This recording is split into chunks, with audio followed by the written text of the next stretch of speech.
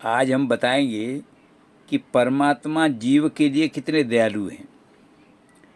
भगवान जीव को अपना मानता है, जीव भी भगवान को अपना मानने लग जाए, यही भगवान की इच्छा है।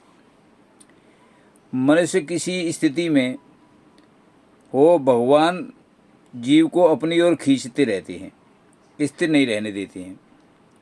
पुराने पापों का दंड देकर शुद्ध करते रहते हैं, नए पाप से बचाने के लिए दुख देकर रोकते रहते हैं। जीव का पतन देख कर के परमात्मा दुखी होकर कहते हैं कि इस जीव को मेरे पास आने का बड़ा अच्छा अवसर था, परंतु मेरे पास आने के स्थान पर ये नरकों में जा रहा है।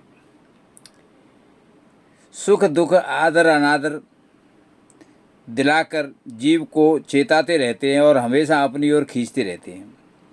जीव पांचों ज्ञानेंद्रियों से संसार से जुड़ा रहता है। बुढ़ापे में पांचों ज्ञानेंद्रियों की शक्ति कम करके जीव को संसार से अलग करने का संकेत देते हैं। साधक को चाहिए कि शरीर को, संसार को छोड़ दे और स्वयं को भगवान के लिए समर्पण कर दे। भगवान जैसे मर्जी हो वैसे रखे।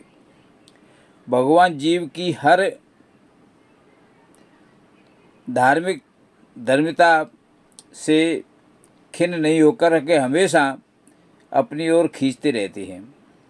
इतने दयालु भगवान जो जीव का हमेशा कल्याण चाहते हैं, उसकी भूल पर सांसारिक भोगों की तरफ भागते हैं। सांसारिक सुख मीठे स्वाद के जहर की तरह होते हैं।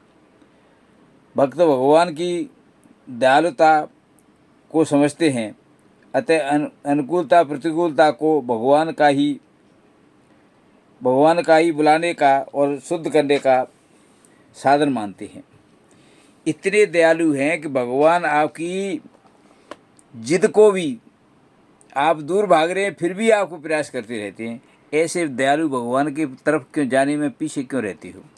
संत हमेशा उस ऐसे दयालु के पास हमेशा जाने के लिए प्रयासरत रहते हैं। धन्यवाद।